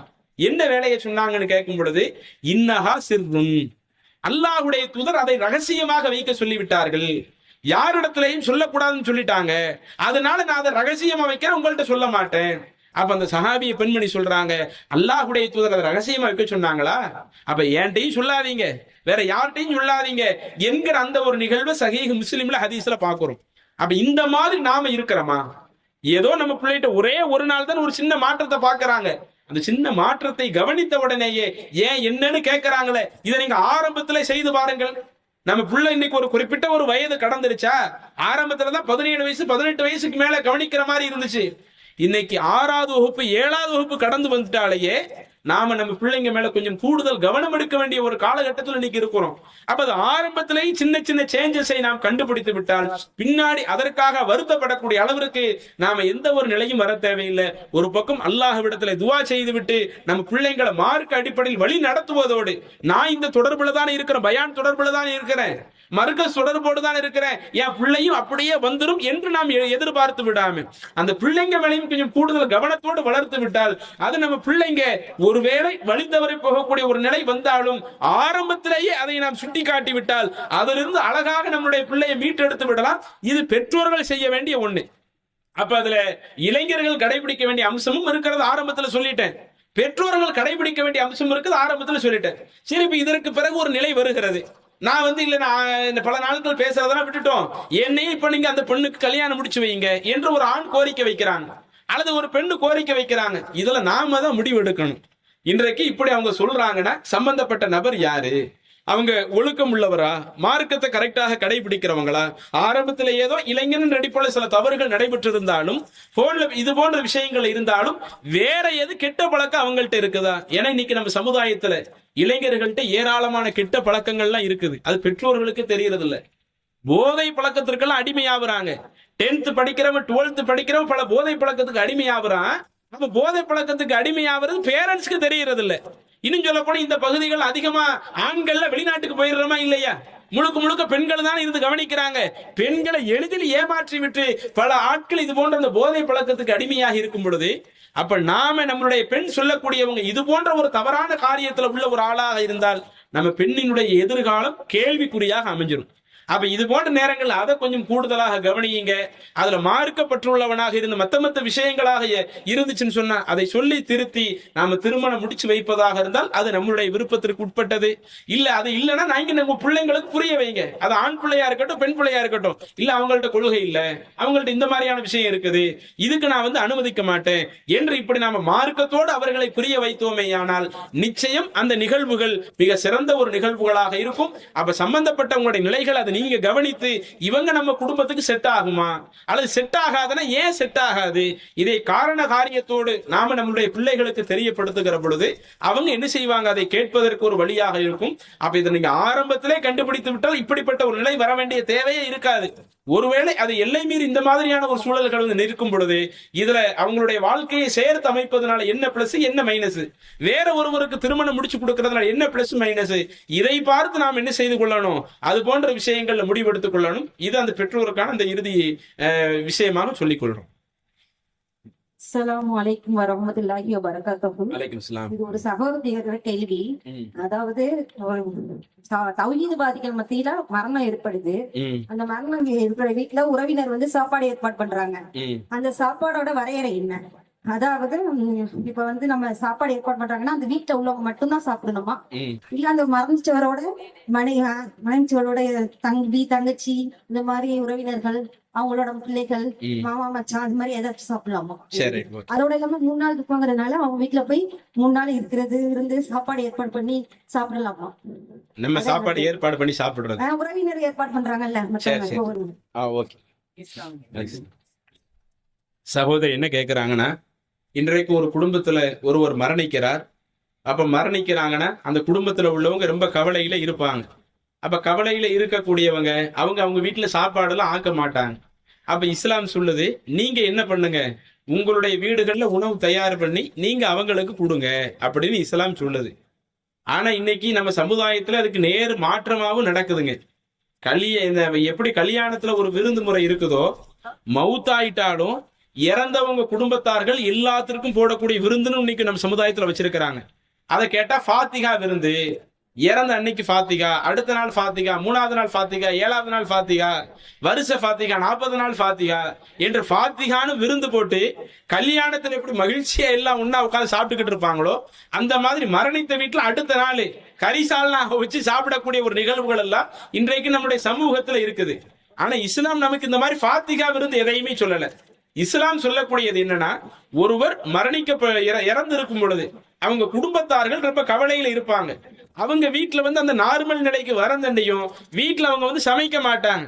அப்ப நீங்க என்ன செய்யுங்க, அவங்களுக்கு சாப்பாடு தயார் பண்ணி கொடுங்க. இன்னும் சொல்ல போனா சில நேரங்கள் அந்த இழப்பினுடைய அந்த கடுமை எந்த அளவுக்கு இருக்கும்னா, எனக்கு எதுதான் நீங்க சாப்பாடு கொடுத்தாலும் வாங்கி சாப்பிட மாட்டாங்க. இல்ல எனக்கு சாப்பிடுற ஒரு மனநிலையில இல்லையே, என்னால எதுவுமே குடிக்கவும் முடிகிறது இல்லையே என்று இப்படிப்பட்ட ஒரு நிலைகள் எல்லாம் இன்றைக்கு இருக்கும். அப்ப அது போன்ற சந்தர்ப்பங்கள்ல நீங்க அவங்களுக்கு என்ன செய்யுங்க, உணவு தயார் செஞ்சு கொடுங்கன்னு இஸ்லாம் சொல்லுதுங்க. இப்ப அதுலதான் கேள்வி, இது இறந்தவங்களுடைய அந்த குடும்பத்தில் உள்ளவங்க மட்டும்தான் சாப்பிடணுமா? அவங்களுடைய அண்ணன் தம்பிமார்கள் எல்லாம் அங்க இருப்பாங்களே, அவங்க மத்த குடும்பத்தார்கள் இருப்பாங்களே, அவங்களுக்கும் சேர்த்து சாப்பாடு ஆக்கணுமா? இது தொடர்பான மார்க்கத்தினுடைய நிலை என்ன அப்படின்னு கேட்கிறாங்க. மார்க்கம் நமக்கு சொல்றது என்னன்னா, இறந்தவங்களுடைய குடும்பத்திற்கு கொடுக்க சொல்லி இருக்குதுங்க. இப்ப நாம 3 நாள் அங்கேதான் இருக்க, நமக்குன்னு தனி வீடுகள் இருந்தாலும் நாம 3 நாள் அங்கேதான் இருக்கிறோம். அங்க இருந்து ஆறுதல் சொல்லி கொண்டிருக்கிறோம். நாம நம்மளுடைய இயல்பான நிலைக்கு வராத ஒரு இது இருக்குதுன்னா, நாம அது போன்ற அந்த உணவுகளை நாமும் வாங்கி சாப்பிட்டுக் கொள்வது தப்பு இல்லை. இப்ப நம்ம அண்ணன் ஒரு ஆள் இறந்திருக்கிறாங்க, அண்ணன் இறந்தா அண்ணனுடைய மனைவிக்கு இப்படி சாப்பாடு கொடுக்கறாங்க, அண்ணனுடைய பிள்ளைகளுக்கு சாப்பாடு கொடுக்கறாங்க. நாமளும் அது போன்ற நேரத்துல அந்த கடுமையான ஒரு பாசத்துல இருந்திருப்போம், அந்த அளவுக்கு அந்நியுன்னியமா இருந்திருப்போம். நாமளும் அதுல இருந்து பிரிந்து வர முடியாம ஒரு நெருக்கடிகளில் இருக்கும் பொழுது நாமளும் அது போன்ற வீட்டிலேயே இருக்கிறோம்னு வைங்களேன். நாம சகஜ நிலைக்கு வந்து விட்டால், அந்த அடுத்த நாளே சகஜ நிலைக்கு வந்து விட்டால் நம்ம அங்க போய் சாப்பிட வேண்டிய அவசியம் இல்லை. நாமும் சகஜ நிலைக்கு வராத அளவிற்கு ஒரு கடுமையான நெருக்கடிகளில் இருக்கும் பொழுது நாம அது போன்ற உணவுகளை சாப்பிட்டுக் கொள்வது அது மார்க்கத்துல பிரச்சனை இல்லை. ஆனா அது என்ன செஞ்சிடக்கூடாது, மற்றவங்களை ஊர்ல உள்ள மக்கள், தெருவுல உள்ள மக்கள் எல்லாத்தையும் கூப்பிட்டு அதை ஒரு விருந்து ஆக்கிறோம்னு வைங்க, அது மார்க்கத்துல தேவையற்ற ஒரு விருந்தை நாம ஏற்படுத்துறோம்னு அர்த்தம். எப்படி இன்னைக்கு எங்க ஊர்கள்ல எல்லாம் இருக்கும், ஆரம்பத்துல ஃபாத்திகா ஓதி அந்த விருந்து வைக்கிறாங்கன்னு வைங்களேன், அதை யாருமே சாப்பிட மாட்டாங்க. இன்னைக்கு அவங்கள என்ன சொல்றாங்கன்னா, இறந்தவங்க தான் அந்த விருந்தையும் வைப்பாங்க. நாங்க ஃபாத்திகாலாம் ஓதலைங்க, இருந்தாலும் நாங்க அக்கம் பக்கத்துக்கு சாப்பாடு வைக்கிற கலந்துக்குங்க. இந்த விருந்து மார்க்கத்துல இருக்குதா? அப்ப இப்படிப்பட்ட ஒரு தவறான விருந்தாக நம்ம அதை அமைச்சிடக்கூடாது. இன்றைக்கு நம்ம நெருங்கிய உறவுகளாக இருக்கிறோம், நாமளும் நம்மளுடைய இயல்பான நிலையில் இல்லாம அங்கேயே தங்கி இருக்கிறோம். அங்க இருக்கக்கூடிய அந்த குடும்பத்தில் உள்ளவங்களுக்கு ஆறுதல் சொல்றோம், ஆண்கள் இதர ஆண்களுக்கு ஆறுதல் சொல்றாங்க, பெண்கள் அந்த குடும்பத்தில் உள்ள இதர பெண்களுக்கு ஆறுதல் சொல்றாங்க. நாம் அங்கேயே தங்கி இருக்கிறோம் என்றால் நாம் அது போன்ற உணவுகளை வாங்கி சாப்பிட்டுக் கொள்வது தப்பு இல்லை. இன்னும் சொல்ல போனா உள்ளூர் வெளியூர்ல சில நேரம் இருக்குதுங்க, வெளியூர்ல இருந்து நாம போய் தங்கி இருப்போம், அந்த வீட்டுல உள்ள ஒரு ஆள் இறந்து போயிருப்பாங்க, நம்முடைய ரத்த பந்த உறவாக இருக்கும், சரி ஒரு 3 நாள் அங்க இருந்துட்டு போகுவோம் என்று சொல்லி அவங்களுக்கு ஆறுதல் சொல்ல வேண்டும் என்கிற ஒரு நிலையில நாம அப்படி போய் இருந்து கொண்டோமே, ஆனால் அது போன்ற அந்த உணவுகள் வருதுன்னு சொன்னா அதை நாம வாங்கி பயன்படுத்துறது தப்பு இல்லை.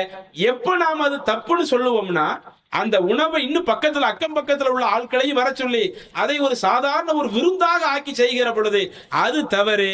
அந்த மரணித்த குடும்பத்தார்களுக்கு மட்டும் கொடுக்கப்படும் என்கிற அளவிற்கு ஒன்று இருந்தால் அது போன்ற அந்த விருந்தை நாம் அங்க இருந்து சாப்பிட்டுக் கொள்வது அது மார்க்க அடிப்படையில் தப்பு இல்லை. அது அங்க நடைபெறக்கூடிய நிகழ்வுகளை கவனித்து உள்ளதுதான். ரொம்ப நெருங்கிய உறவாக இருந்து நாம் அது போன்று அங்க இருக்கிறோம், சகஜ நிலைக்கு வராத பொழுது நாம் அந்த 3 நாளுக்குள்ள என்ன செஞ்சுக்கலாம், அதுவே என்ன செஞ்சிடக்கூடாது, அங்கேயே தங்கி இருந்து ஒரு வாரம் இது போன்ற சாப்பாடுகளை சாப்பிட முடியாது. ஏன்னா மார்க்கம் நமக்கு சொல்லுது, எந்த ஒருவர் இறந்தாலும் 3 நாள் வரை துக்கமாக நம்ம இருந்துக்கலாம். ஆனால் கணவனை பறி கொடுத்தால் மனைவி மட்டும் 4 மாதம் 10 நாள் வரை அவங்க துக்கத்தில் இருந்துக்கலாம். மற்ற எந்த ஒரு உறவாக இருந்தாலும் அந்த துக்கத்திற்கு மார்க்கம் அந்த கஷ்டம் கவலையை வெளிப்படுத்துவதற்கு மார்க்கம் சொல்லக்கூடிய அளவுகோல் அந்த 3 நாளாக இருக்கிறது. அப்ப அந்த 3 நாட்களுக்குள்ள இது போன்ற ஒரு நிகழ்வு இருந்தால் நாம அங்கே இருக்கும் பட்சத்துல நாம் அது போன்ற உணவுகளை வாங்கி சாப்பிட்டுக் கொள்வது மார்க்கத்துல தவறு இல்லை. நீங்க தௌஹீத் கொள்கையை சொல்லக்கூடிய ஜமாத்துகளே நிறைய ஜமாத்துகள் இருக்குது. இப்ப இதுல நம்ம ஒரு மார்க்க சம்பந்தமான சந்தேகங்கள் கேட்கும் போது சில நேரத்துல ஒரே கருத்து எல்லாமே சொல்றாங்க, சில நேரத்துல ஒவ்வொருத்தவங்களும் ஒவ்வொரு கருத்து சொல்றாங்க. இப்ப இதை நம்ம எதை நம்ம எடுத்துக்கிறது, இப்ப நம்ம நீங்களே அதை கிராஸ் செக் பண்ணிக்கங்க அப்படின்னா எல்லாராலையும் எல்லா ஹதீஸையும் எடுத்து ஃபுல்லா ஆராய்ச்சி பண்ணி பார்க்கக்கூடிய அந்த சூழல் இருக்காது. இப்ப இல்ல இதுக்கு முன்னாடி அவங்க ஜமாத்துல எது சரியா சொன்னாங்களோ அதை எடுத்துக்கங்க அப்படின்னா, இப்ப சில ஜமாத்துல இதுக்கு முன்னாடி சரியா சொல்லியிருப்பாங்க, இப்ப ஒரு கருத்து சொல்லியிருப்பாங்க, அது தவறுன்னு சொல்லி சுற்றி காட்டி அதை மாத்திக்கிட்ட அந்த சமூகங்களும் இருக்குது. இப்ப நம்ம எதை எடுத்துக்கிறது, எந்த அடிப்படையில அதை நம்ம எடுத்துக்கிறது? சரி, ஓகே சகோதரர், உங்களுடைய கேள்வியினுடைய சாராம்சம், இன்றைக்கு தௌஹீத் என்று சொல்லக்கூடிய ஆட்கள் பல ஆட்கள் இருக்கிறாங்க. பல ஆட்களும் பல நேரங்கள்ல பிரச்சாரங்கள் பண்றாங்க. இப்படி பிரச்சாரம் செய்கிற பொழுது ஒருவருடைய பிரச்சாரத்தை ஏற்றுக்கொள்வதாக இருந்தால் எப்போது ஏற்றுக்கொள்வது? ஏன்னா ஒரு மனிதன் அனைத்தையுமே அறிந்த நபராக இருக்க முடியாது. இன்னைக்கு கேள்விக்கு பதில் சொல்றோம்னு வைங்களேன், எங்களுக்கே தெரியாத பல செய்திகள் இருக்கத்தான் செய்யும். ஏதாவது ஒரு கேள்வி நாம பார்த்து சொல்ல வேண்டிய புது கேள்வியா இருக்குதுன்னு வைங்க, அதை நீங்க கேட்டுட்டா ஐயோ இந்த கேள்வியை கேட்டுட்டாங்களே, இது நமக்கு புதுசா ஏதாவது பார்த்து சொல்ல வேண்டியது இருக்குது. இருந்தாலும் நம்மளையும் நம்பி கேட்டதுனால ஏதாவது ஒரு பதில் சொல்லுவோம்னு சொல்ல மாட்டோம். பார்த்து சொல்ல வேண்டிய கேள்வியா இருந்தால் வெளிப்படையா ஓப்பனாக சொல்லுவோம். இதை நாம பார்த்து சொல்ல வேண்டியது, நம்மளே பார்க்காத ஒன்னாத்தான் இருக்குது, இது சம்பந்தமா கூடுதலா என்னன்னு பார்த்துட்டு சொல்லிடுவோம், ஓப்பனாகவே அறிவித்து விடுவோம். ஏன்னா ஒரு மனிதரால அனைத்தையுமே 100% அறிந்தவங்க என்று யாரையுமே சொல்ல முடியாது. எனக்கு தெரியாத பல செய்திகளை இங்க இருக்கிற நீங்க அறிஞ்சிருக்கலாம், உங்களுக்கு தெரியாத பல செய்திகளை நான் அறிஞ்சிருப்பேன். இப்படித்தான் பொதுவாக மனிதனுடைய வாழ்க்கை. அப்ப இதுல ஒருவருடைய உரையை நாம் ஏற்றுக்கொள்வதாக இருந்தால் அதற்குன்னு அளவுகள் ஏதாவது இருக்குதா அப்படின்னு கேட்கிறாங்க. நீங்க இஸ்லாத்துல எடுத்து பாத்தீங்கன்னா யாருடைய பயான கேட்கலாம், யாருடைய பயான கேட்க கூடாது, யாருடைய உரையை நாம் ஏற்றுக்கொள்ளலாம், யாருடைய உரையை நாம் ஏற்றுக்கொள்ள கூடாது என்பதற்கு ஜமாத்தை வைத்து இஸ்லாம் நமக்கு ஒரு அளவுகோல் சொல்லல. அது தமிழ்நாடு தௌஹீத் ஜமாத் சொன்னால்தான் நீங்கள் கேட்க வேண்டும், இதர ஜமாத்தார்கள் சொன்னால் கேட்காதீங்க, அல்லது அடுத்தவங்க சொல்றதான் கேட்கணும், தௌஹீத் ஜமாத்துல ஒன்று சொன்னா கேட்காதீங்க. இது ஜமாத் ரீதியில் பிரிக்கப்பட்ட ஒரு செய்தி கிடையாது. அவங்க சொல்லக்கூடிய மெசேஜ் இருக்குதா இல்லையா, அந்த மெசேஜை அடிப்படையாக வைத்துத்தான் எந்த செய்தியை நாம் ஏற்றுக்கொள்ள வேண்டும், எந்த செய்தியை ஏற்றுக்கொள்ள கூடாது அப்படிங்கறத நாம முடிவு பண்ணணும். இது எதை வச்சு நாம தெரிஞ்சுக்கிடுறோம் அப்படின்னு கேட்டா, அல்லாஹும் அல்லாஹுடைய தூதரும் வழிகாட்டிய செய்தி நமக்கு இதுதான். அல்லாஹும் அல்லாஹுடைய தூதரும் நமக்கு என்ன சொல்றாங்க, இன்றைக்கு மார்க்கம் என்கிற பெயர்ல உங்களுக்கு ஒரு தகவல் வருதுன்னு சொன்னா வந்த எல்லாத்தையுமே அப்படியே நம்ம அக்செப்ட் பண்ணிடக்கூடாது. அவங்க சொல்லக்கூடிய செய்தி உண்மையிலேயே குர்ஆன்ல உள்ள செய்தி தானா, அவங்க சொல்லக்கூடிய செய்தி உண்மையிலேயே நபி ஸல்லல்லாஹு அலைஹி வஸல்லம் சொன்ன செய்தி தானா, இதை நம்மால் எந்த அளவுக்கு அனலைஸ் பண்ண முடியுமோ, நம்மால எந்த அளவுக்கு பிரித்து பார்க்க முடியுமோ, நம்மால பிரித்து பார்த்து தான் நாம ஒரு செய்தியை எடுத்துக்கொள்ளணும். அவங்க நல்ல பயான் பேசுறவங்களாச்சே, மணிக்கணக்கில் பேசினால் நம்ம கேட்கிற அளவுக்கு சூப்பரா பேசுவாங்களே, அதனால அவர் சொல்லக்கூடிய எல்லாத்தையும் ஏத்துக்குவோம் அப்படின்னு வந்துடக்கூடாது. யாரு எவ்வளவு நேரம் பேசினாலும், அது மணிக்கணக்கில் பேசுற ஆளா இருந்தாலும் சரி, ஒரு நிமிஷம் பேசுற ஒரு ஆளா இருந்தாலும் சரி, அவங்க சொல்லக்கூடிய கருத்து எப்படிப்பட்ட கருத்து, அதுல மார்க்கத்திற்கு உட்பட்ட கருத்தாக இருந்தால் நான் ஏத்துக்குவேன். அல்லது ஒருவர் பேசக்கூடிய கருத்து அது மார்க்கத்துக்கு மாற்றமான கருத்தா இருந்தா, அவர் மற்ற விஷயத்தை எவ்வளவுதான் சிறப்பாக பேசியிருந்தாலும் இந்த விஷயம் மார்க்கத்துக்கு மாற்றமா பேசுறாரு, நான் அதை ஏத்துக்க மாட்டேன் என்ற இந்த ஒரு நிலை தான் நமக்கு வரணும். ஏன்னா அல்லாஹ் குர்ஆன்ல சொல்லும் பொழுது, நல்லவர்களை பத்தி சொல்லும் பொழுது, நல்லவங்க என்ன செய்வாங்க, யஸ்தமிஊனல் கவுல், பல கூற்றுகளை அவர்கள் கேட்பார்கள், ஃபயத்தபிஊன அஹ்ஸன, அதில் எது சிறந்த இதா இருக்குதோ அதை பின்பற்றுவார்கள். சிறந்ததை பின்பற்றுவதுனா என்ன, ஆள் எப்படி சூப்பரா பேசுறாங்களோ அது பேச்சு கிடையாது, அவங்க பேசிய மெசேஜ் என்ன, அவங்க சொன்ன தகவல் என்ன, அவங்க சொன்ன தகவல் குர்ஆனிலிருந்து ஆதாரம் காட்டி எடுத்து சொல்றாங்களா அதை கேட்டுக்கொள்வார்கள், அதுதான் சிறந்தது. அல்லது ரசூலுல்லாஹி ஸல்லல்லாஹு அலைஹி வஸல்லம் சொன்னதுல இருந்து அவங்க அந்த தகவலை கேட்கறாங்களா அதை அவங்க கேட்டுக்குவாங்க. குர்ஆன்ல இல்லாம ஹதீஸ்ல இல்லாத ஒரு கருத்தை ஒருவர் பேசுறாரு, அவர் எவ்வளவு சிறந்த முறையில் அதை பேசினாலும் அதை நாம் ஏற்றுக்கொள்ள வேண்டிய அவசியம் இல்லை. அப்ப இதைத்தான் அவங்க சொல்லக்கூடிய மெசேஜை தான் பார்க்கணுமே ஒழிய ஆட்களை கவனிக்க கூடாது. இது ஒரு தகவல். இன்னும் ரசூலுல்லாஹி ஸல்லல்லாஹு அலைஹி வஸல்லம் அவங்க நபித்தோழர்களை உருவாக்குனாங்கல்ல, அப்படி உருவாக்கப்பட்ட நபித்தோழர்கள் எப்படி இருந்தாங்க அப்படின்னு எடுத்து பாத்தீங்கன்னா, ரசூலுல்லாஹி ஸல்லல்லாஹு அலைஹி வஸல்லம் வஃபாத்தான பிறகு நடைபெற்ற ஒரு சம்பவம். ஒரு முறை அப்துல்லாஹ் ரலியல்லாஹு அன்ஹு அவங்க மக்களுக்கு உரையாற்றும் போது சொல்றாங்க, யார் பச்சை குத்தி கொள்றாங்களோ, பச்சை குத்தி விடுறாங்களோ, ஒட்டுமுடி வைக்கிறாங்களோ, ஒட்டுமுடி வச்சு கொள்றாங்களோ, இவங்களை அல்லாஹ் சபிக்கிறான் அப்படின்னு ஒரு முறை என்ன செய்யறாங்க, ஒரு உரையில சொல்றாங்க. இப்படி ஒரு உரையில சொல்லும் பொழுது பல ஆட்களும் அந்த உரையை உட்கார்ந்து கேட்கிறாங்க. அதுல ஒரு பெண்மணி ரொம்ப நுணுக்கமாக அதை கேட்டுட்டு சஹாபிய பெண்மணி எழுந்து அந்த நபித்தோழர்கிட்ட கேட்கிறாங்க, இப்படி நீங்க ஒரு விஷயத்த சொன்னீங்கல்ல, ஒட்டுமுடி வைக்கிறது வச்சு விடுறது, பச்சை குத்துறது குத்தி விடுறது, இவங்களுக்கு அல்லாஹ்வுடைய சாபம் இருக்கிறதா நீங்க சொல்றீங்களே, அப்படி இறைவனுடைய சாபம்னு ஒண்ணு இருக்கிறதா இருந்தா அது குர்ஆன்ல எங்கேயாவது இருக்கணும். கரஅத்து மா பைனல் லவ்வாஹின், நான் அந்த குர்ஆன்ல ஆரம்பத்துல இருந்து கடைசி வரை படிச்சு பார்த்திருக்கிறேன், அதுல எந்த ஒரு இடத்துலயுமே நீங்க சொன்ன வசனமே இல்லையே. அப்ப நீங்க குர்ஆன்ல இல்லாததை நீங்க சொல்லிட்டீங்களா, நீங்க சொன்னதுக்கு என்ன ஆதாரம்? இன்னும் பேசியது யார்? ஒரு நபித்தோழர். அதை கேள்வி கேட்கிறது யார்? அவங்களும் ஒரு நபித்தோழர். இவங்க ரசூலுல்லாஹி ஸல்லல்லாஹு அலைஹி வஸல்லம் அவங்களோடு தோழமை கொண்டவங்க, பல நேரங்கள் அல்லாஹ்வுடைய தூதரோடு இருந்தவங்க இவங்க சொல்லிட்டாங்களா உடனே கேட்டுக்குவோம் என்று இல்ல. இப்படி ஒரு செய்தி அவங்க சொன்ன உடனே நான் குர்ஆன்ல படிச்சிருக்கேன், இது குர்ஆன்ல இல்லையே, இது எங்க இருக்குது அப்படின்னு அந்த கேள்விய அந்த நபித்தோழர்கிட்ட முன்வைக்கிறாங்க அந்த சஹாபிய பெண்மணி. அப்ப அதுக்கு அந்த நபித்தோழர் பதில் சொல்றாங்க, நான் சொன்ன வாசகம் குர்ஆன்ல இல்ல, ஆனா குர்ஆன்ல நீங்க இன்னொரு வசனத்தை படிச்சிருக்கிறீங்கல்ல, வமா ஆதாகுமுர் ரசூலு ஃபகுதூஹு, இந்த இறை தூதர் உங்களுக்கு ஏதேனும் சில செய்தியை கொண்டு வந்தாங்கன்னா அதை நீங்கள் எடுத்துக்கொள்ளுங்கள். வமா நஹாக்கும் அன்ஹு ஃபன்தஹு, அந்த இறை தூதர் ஏதேனும் ஒன்றை உங்களை தடுத்துட்டாங்கன்னா அதை விட்டு விலகி கிடுங்க இப்படின்னு குர்ஆன்ல இருக்குதான்னு கேட்கறாங்க.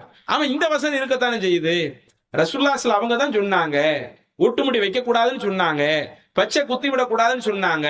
இது போன்ற காரியத்தில் ஈடுபடக்கூடியவங்களுக்கு இறைவனுடைய சாபம் ஏற்படுவதாக அல்லாஹ்வுடைய தூதர் தான் சொன்னாங்கன்னு சொன்ன உடனே அதற்கடுத்து அந்த பெண்மணி ஏற்றுக்கொள்கிறார்கள். அப்ப இதுதான் பொதுவாக மார்க்கத்தினுடைய அடிப்படை. ஒரு நபித்தோழர் சொல்லிவிட்டார் என்பதற்காக இன்னொருவர் அப்படி அக்செப்ட் பண்ணல. அவங்க சொன்னதை உண்மையிலே அல்லாஹ் சொல்லி இருக்கிறான். குர்ஆன்ல இருக்குதா? குர்ஆன்ல இருந்தா ஏத்துக்குவேன், குர்ஆன்ல இல்லாட்ட நான் எதுக்கு ஏத்துக்கணும்? அது அல்லாஹ்வுடைய தூதர் உண்மையிலே சொன்னாங்களா, இருந்தா அதை சொல்லுங்க என்று இப்படி கேள்வி கேட்டாங்களா இல்லையா? அதே மாதிரி இன்னொரு நிகழ்வு, ரசூலுல்லாஹி ஸல்லல்லாஹு அலைஹி வஸல்லம் அவங்களுக்கு பிறகு அபூபக்கர் ரலியல்லாஹு அன்ஹு அவங்க முதலாவது ஆட்சி தலைவராக இருக்கிறாங்க, கலீஃபாவாக. அதற்கடுத்து அவங்களுடைய ஆட்சி காலம் ஒரு 2 வருட காலம் போகுதுங்க.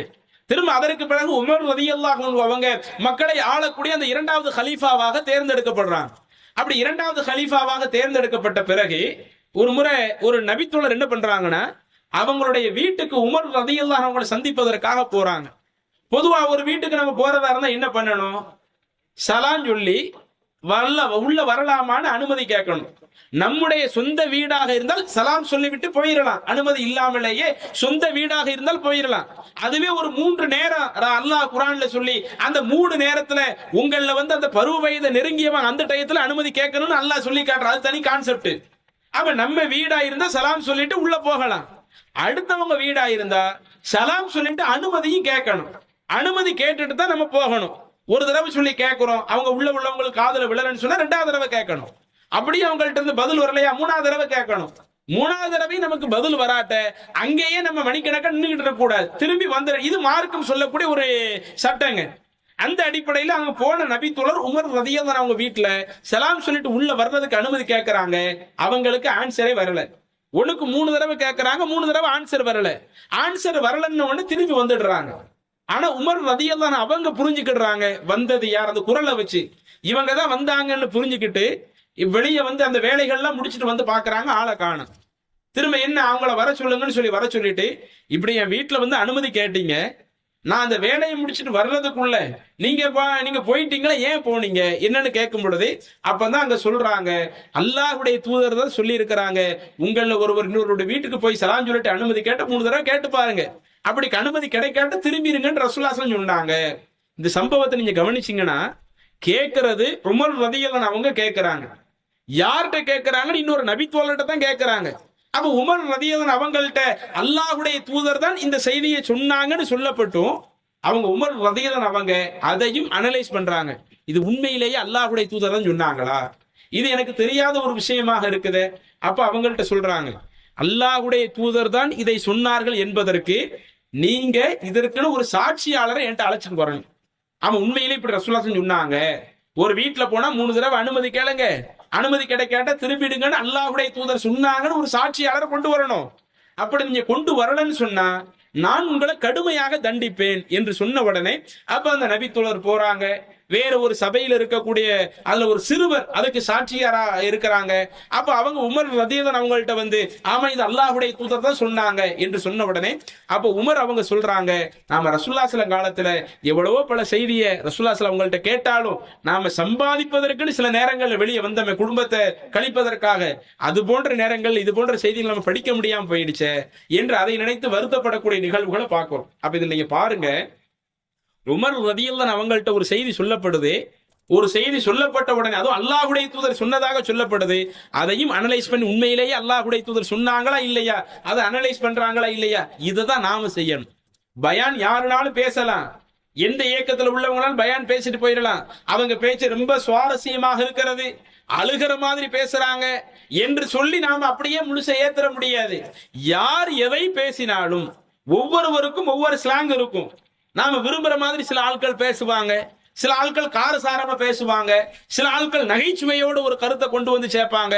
இப்படி ஒவ்வொருவருக்கும் ஒவ்வொரு ஸ்லாங் இருந்தாலும் அவங்க பேசின மெசேஜ் என்ன, அவங்க என்ன தகவலை சொன்னாங்க, அவங்க சொன்ன தகவலுக்கு குர்ஆன்ல இருந்து ஆதாரம் காட்டினாங்களா, அவங்க சொன்ன தகவலுக்கு ஹதீஸ்ல இருந்து ஆதாரம் காட்டினாங்களா என்று இதைத்தான் நாம கவனிக்கணும். எனவே பயானை கேட்கக்கூடிய நமக்கு இந்த மாதிரி நமக்கு எந்த செய்தி மார்க்கம் என்ற அடிப்படையில் சொல்லப்பட்டாலும் அதற்குரிய ஆதாரத்தை அறிந்து ஆதாரம் சரியாக கிடைக்கும் பட்சத்துல 5 வயது பையன் நமக்கு ஒரு தகவல் சொன்னாலும் அதை தாராளமாக நம்ம கேட்கலாம். அப்படி ஆதாரம் இல்லாம எவ்வளவுதான் மார்க்கத்தை கற்றறிந்தவர் ஒரு செய்தியை சொன்னாலும் அதற்கென மார்க்கத்தில் எந்த ஒரு ஆதாரம் இல்லாமல் அவர் தன்னுடைய சொந்த கருத்தை மார்க்கமாக எடுத்து சொல்கிறார் என்று சொன்னால் அதை நம்ம கேட்க வேண்டிய அவசியம் இல்லை. இதைத்தான் இஸ்லாமிய மார்க்கம் நமக்கு வழிகாட்டுது.